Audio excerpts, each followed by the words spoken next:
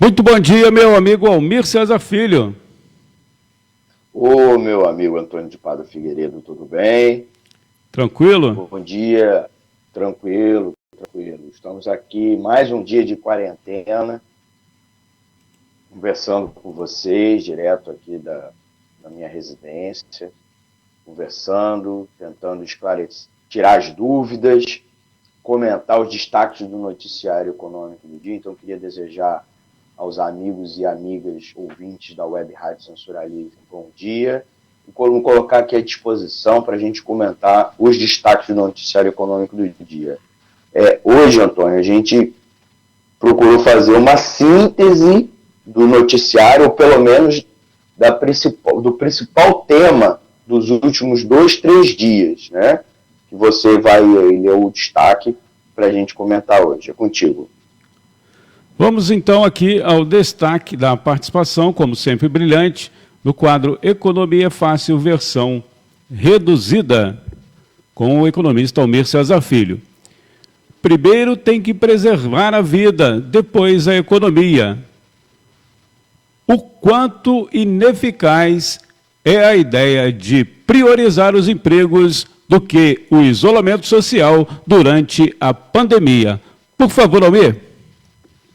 Então, Antônio, esse é o grande tema dos últimos 2-3 dias.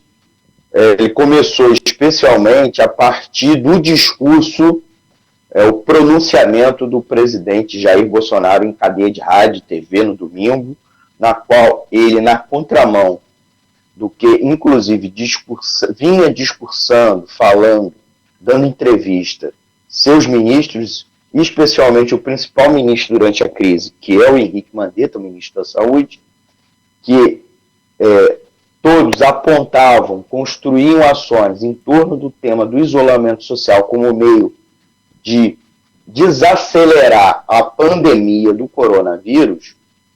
Ele aumentou a carga, porque é bem verdade que ele já vinha falando nos últimos dias anteriores, de encerrar o isolamento social, a política de quarentena, e que o foco deveria ser a preservação dos empregos e o funcionamento, manter abertas as empresas, né, porque a recessão seria pior do que as mortes pela gripezinha que é o coronavírus.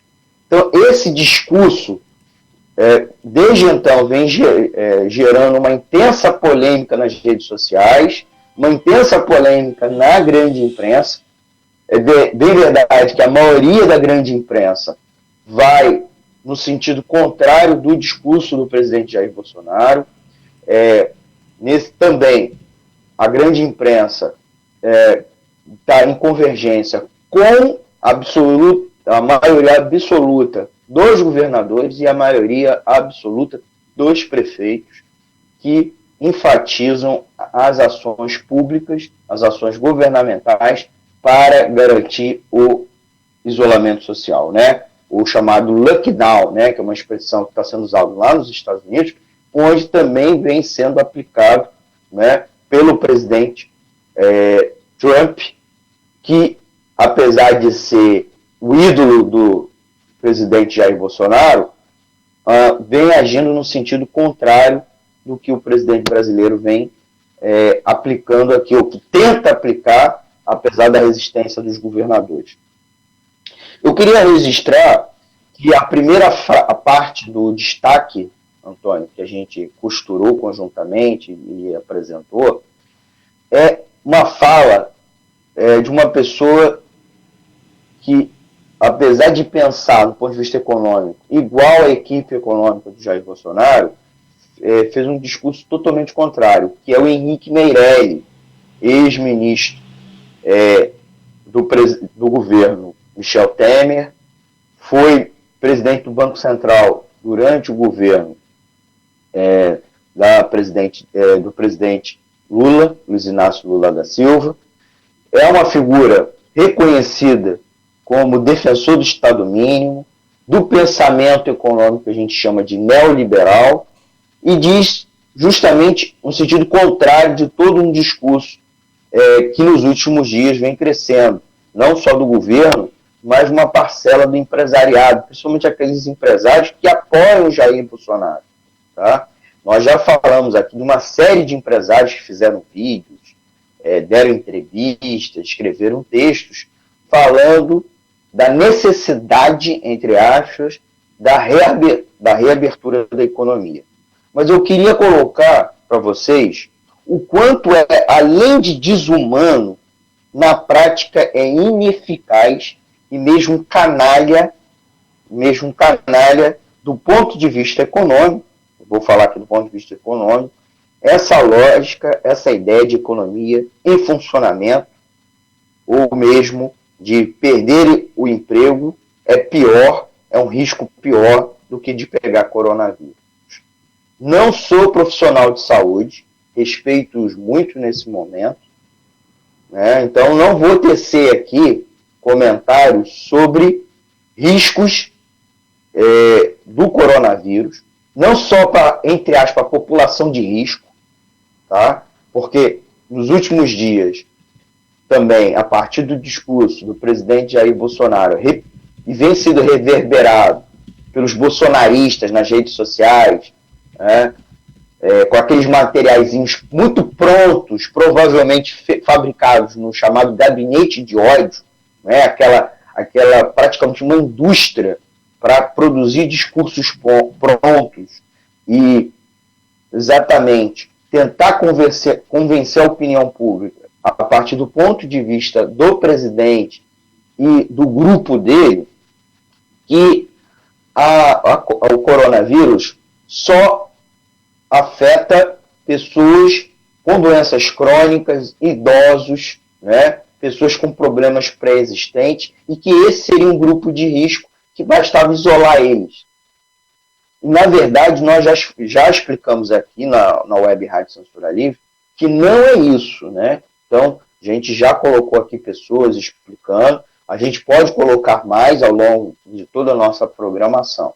E que o objetivo é desacelerar a contaminação para não sobrecarregar o sistema de saúde e, ao mesmo tempo, permitir, obviamente, tempo para desenvolver tratamentos, ou até mesmo a vacina, ou mesmo que a população desenvolva anticorpos. Então, falado isso aqui, eu queria destacar, né? Mas entrar na questão que é econômica, que é ineficaz.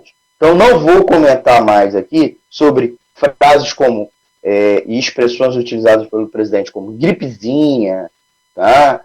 Grupo de risco. Eu vou presumir que a OMS, a Organização Mundial de Saúde, e os governos do mundo estão certos. Tá? Então, a maioria esmagadora dos governos do mundo estão adotando a política de isolamento social, barreira, bloqueios sanitários, etc. Então, vou pressupor que isso está certo. Certo? Mas vamos lá. Priorizar os empregos é importante? Mas não priorizar em detrimento da vida. Certo? A vida é muito importante. Porque um morto, Antônio, você não tem como ressuscitar. Um emprego, um desempregado, nós temos como depois gerar um emprego para ele. Então esse é o fundamental. Se reabrir e houver centenas de milhares de mortos, quem arcará com o custo financeiro das mortes? Morto custa dinheiro para a sociedade. O morto precisa de caixão, velório, ser enterrado. Ele, antes de morrer, ele agonizou no hospital, que custou dinheiro para a sociedade. Porque ele estava lá no hospital, sendo tratado.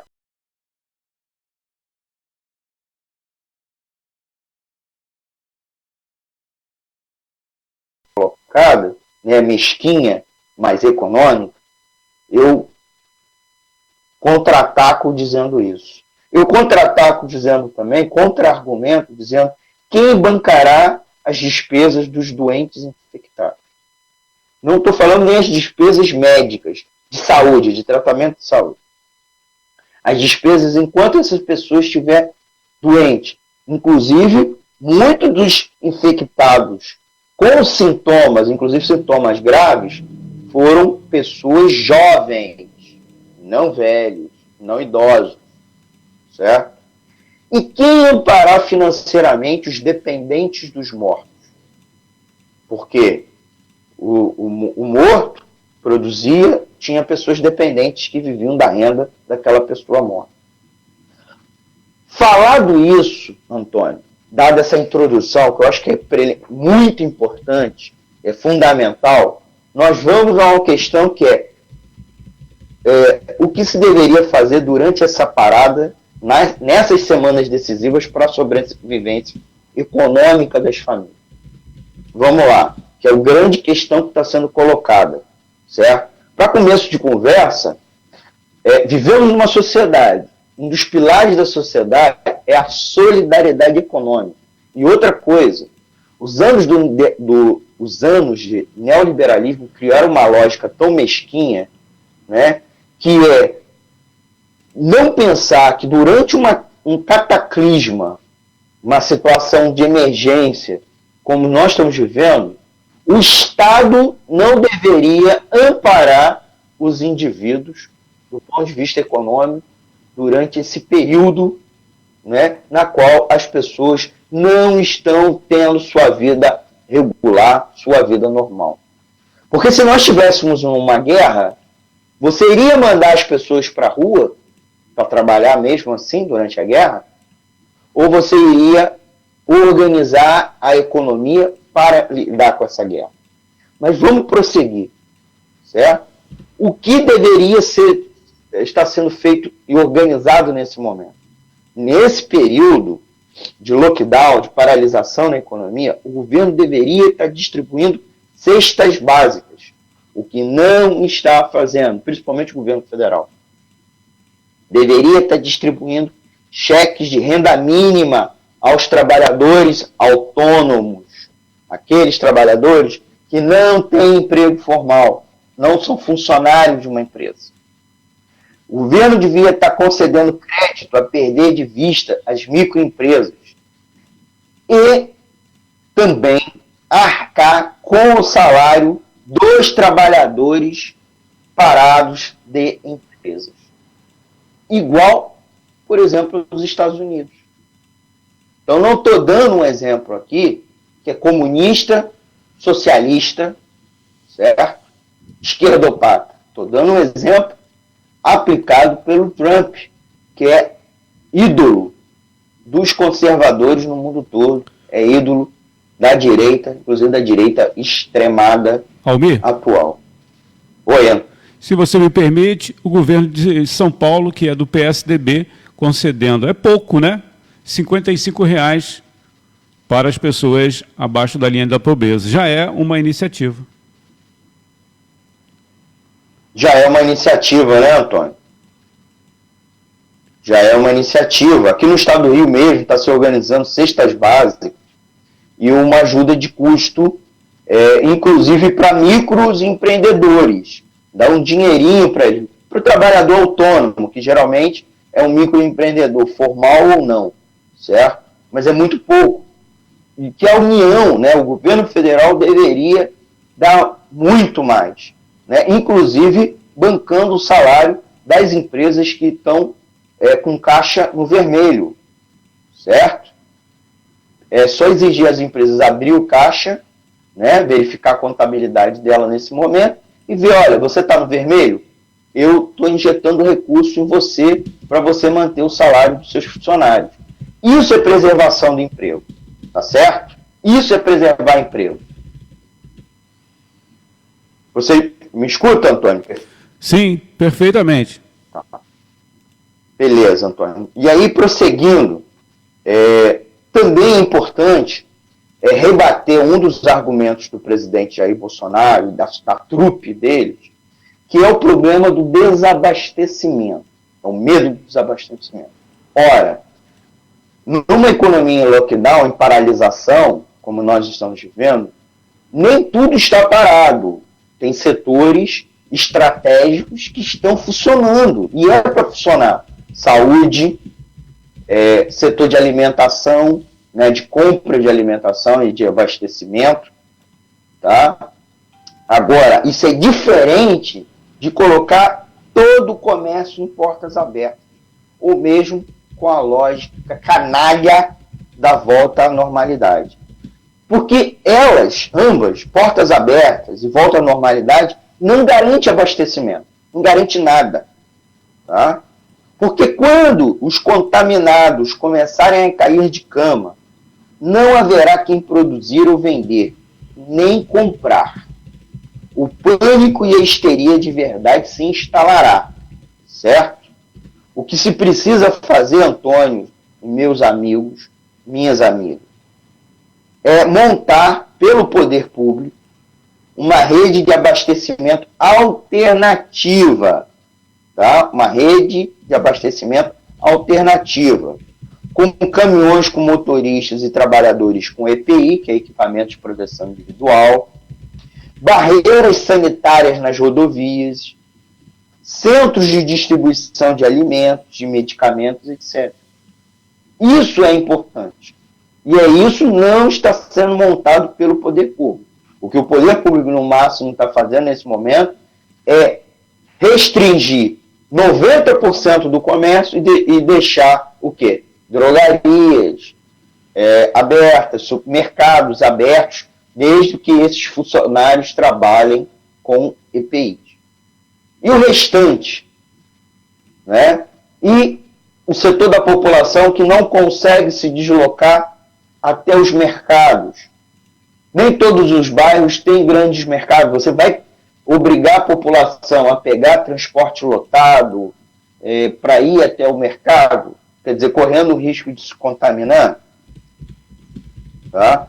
Também é importante que o poder público coordenasse a abertura de fábricas e estabelecimentos essenciais para a produção, apenas do necessário à calamidade pública.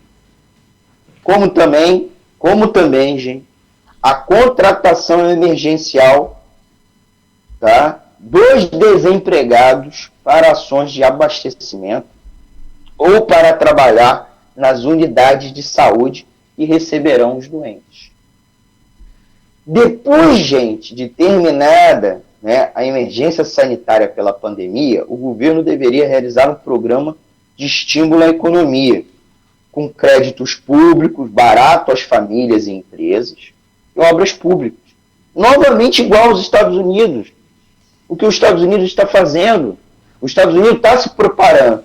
Faz o lockdown, óbvio, que está estado a estado, é diferente, tem estado que está totalmente parado e outros que ainda estão funcionando, mas também posso dar o exemplo da Europa, para tudo e se prepara para passar essas semanas decisivas, tudo parado, e depois, gente, faz um plano Marshall, faz um grande plano de reativação da economia, né? Faz um New Deal, vamos fazer um plano de reativação da economia, mas depois das semanas decisivas, certo? Só que qual é o problema, né, Antônio? Para não me estender demais. O objetivo do presidente Jair Bolsonaro, na verdade, não é impedir uma recessão. Até porque a recessão estava vindo antes da chegada aqui no Brasil da epidemia do coronavírus. A economia estava em franca desaceleração. E mesmo que ele obrigue as empresas a voltarem a funcionar, a chamada política de portas abertas, tá? Assim, mesmo assim, a recessão vai bater as portas do nosso país. Então, esse não é o problema-chave que leva à atuação do presidente Jair Bolsonaro. O que leva à atuação do presidente Jair Bolsonaro é que os grandes empresários e bancos que são aliados ao seu governo não tenham perdas de lucros ou prejuízos nesse momento de paralisação da atividade econômica. É isso que ele é isso que ele tem como objetivo. Tá? E pior, também é o objetivo do Jair Bolsonaro que o governo não precise romper com a cartilha econômica do banqueiro ultraliberal e ministro da Economia Paulo Guedes, de austeridade fiscal, custe o que custar. certo? Então ele não precise, Paulo Guedes, tá, a injetar recursos para reativação da economia. Porque é a política do Estado mínimo. E no Estado mínimo, o governo não ajuda o trabalhador. Certo? Não ajuda o trabalhador desempregado. Isso é um problema do mercado. Deixa o mercado se resolver. Se o mercado está em baixa, o mercado está em baixa. É um problema do mercado. Vocês entenderam, gente, que o problema do Jair Bolsonaro, então, não é garantir abastecimento, nem geração de renda ao trabalhador nessas semanas paradas? E que isso, abastecimento e renda, poderia ser feito de uma outra forma do que simplesmente obrigar o trabalhador a correr o risco de se contaminar e levar esse vírus maldito para dentro das suas famílias. Certo? Gente, quando as centenas de milhares de mortos começarem a aparecer, Jair Bolsonaro não vai se responsabilizar, vai botar a culpa em qualquer outra pessoa, tal como ele fez em toda a carreira dele e nesses 1 ano e 3 meses de governo. Então, por favor, trabalhadores, amigos e amigas ouvintes da Web Rádio Censura Livre, existe alternativa para prover renda e abastecimento durante essas semanas. Não caia na farsa, no discurso mentiroso, canalha do presidente Jair Bolsonaro. Um discurso canalha e mentiroso, inclusive do ponto de vista econômico. Tá? Então fica aqui, certo? A minha posição como economista, que inclusive trabalha em área de crédito, em fomento econômico e também na área de abastecimento, dizendo que tem solução. Os estados estão apontando caminho, ainda é insuficiente, certo? Porque eles não têm a grana do governo federal,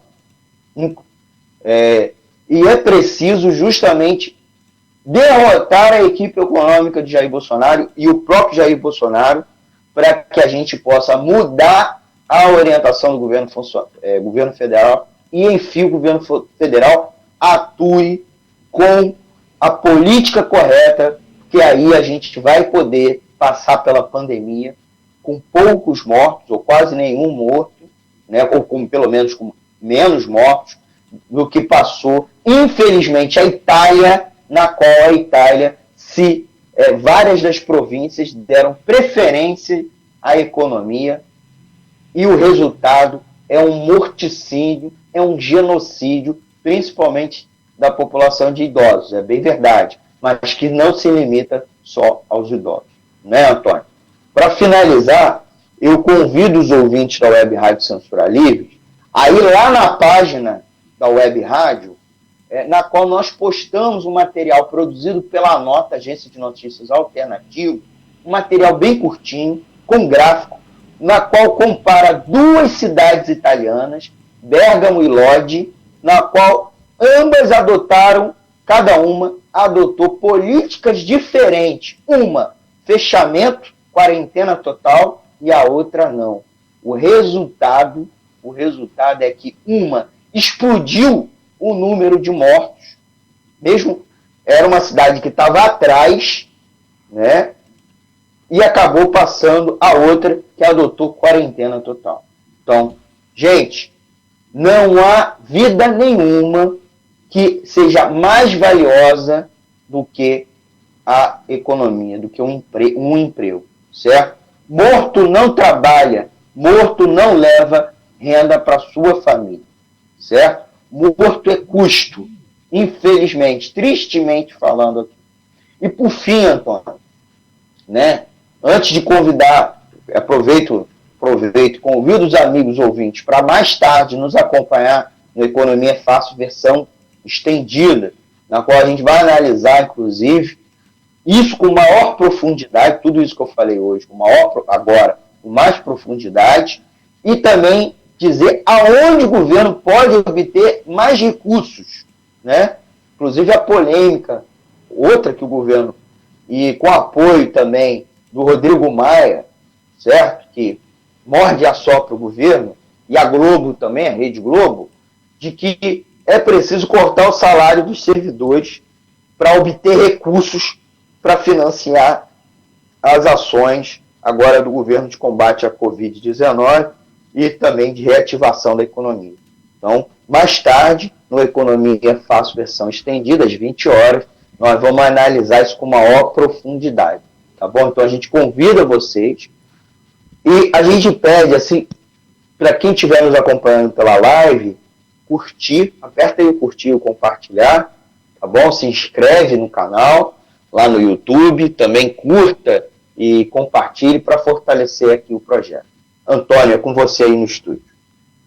Ô, Mi, tem um dever de casa aqui. Você lembra ontem o nosso amigo Heitor Fernandes? Sim, repete aí para os nossos ouvintes, por favor. Bom, eu só consegui gravar uma parte que é se há possibilidade de um autogolpe. Você explica aí, por gentileza, o que é o autogolpe e exercita aí o seu poder de síntese em 3 minutos.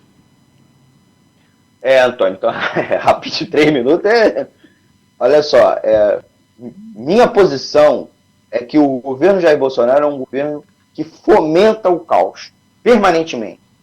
Ele é diferente daquelas figuras populistas e autoritárias que nós estávamos acostumados, que eles se investem da ordem, da estabilidade, tá? Mesmo que na base da paulada, mesmo no uso do autoritarismo para estabelecer essa ordem. O Jair Bolsonaro faz carreira política na base do caos e ele precisa, não é à toa que ele fica procurando permanentemente inimigos, né? Fazendo um discurso assim, quando está tudo calmo ou quando as pessoas acham que vai calmar, ele vai lá e fica cavando, porque ele precisa permanentemente para o quê? Para dar coesão à base dele e, ao mesmo tempo, que semeia o caos num lado, no outro, ele consegue fazer com que a pauta que interesse aos aliados políticos dele seja aprovada. Então, enquanto, por exemplo, a gente está nessa polêmica sobre reabre ou não a economia, por exemplo, Paulo Guedes costura a aprovação das reformas neoliberais, aprovar a PEC emergencial, a PEC da reforma administrativa, a PEC que corta o salário dos servidores públicos, né? Ele enviou aquela medida provisória que muda a legislação trabalhista, pelo menos durante as semanas de paralisação da economia, né? Mas é uma reforma trabalhista travestida, né? Então, ele semeia um caos de um lado para vender facilidade. Então, assim, se for necessário, ele quer o caos em ambos os lados, que é deixar a economia ir a breca, falir de vez, certo? Ou centenas de mortos aparecerem, que aí vai ter uma baita comoção social, e aí nessa comoção social, ou na convulsão econômica, por uma recessão, ele pode meter o exército na rua. Mas não é meter o exército na rua para estabilização da sociedade e da economia, não. É para ampliar o caos, certo? Eu acho muito pouco provável, inclusive, pela essa capacidade caótica que ele gera, né, que o empresariado, ou principalmente uma grande parcela do empresariado, não esses bolsonaristas mais extremos, apoiem o Bolsonaro fechar o regime político, fechar o Congresso, o Supremo Tribunal e dar plenos poderes para ele, certo? Mas é possível no Brasil, nós já vimos no passado experiências muito autoritárias, né? Então, é uma possibilidade. Mas o que mais o governo almeja é a convulsão social em si, e não a paz feita na base do tiro, porrada e bomba. Porque é a convulsão na qual Bolsonaro cresce politicamente. E ele não tem habilidade, ele é incompetente de organizar a sociedade, e garantir a paz, mesmo na base do tiro, porrada e bomba. O negócio dele é caos. Então, nesse sentido, é que reafirmo a minha posição, que é preciso derrotar Bolsonaro imediatamente para garantir a vida das pessoas. Antônio, com você. Ok, Almir, muito obrigado aí. Obrigado, Antônio. Desculpe ter passado aí um pouquinho do tempo. Agradecer aos amigos ouvintes e até mais tarde. Dúvidas, críticas, sugestões, manda um e-mail para economiafácil@gmail.com. Escreve aí nas nossas redes sociais ou manda uma mensagem para o WhatsApp da nossa emissora. Tchau, tchau. Economia é Fácil, versão reduzida. Apresentação: Almir Cesar Filho.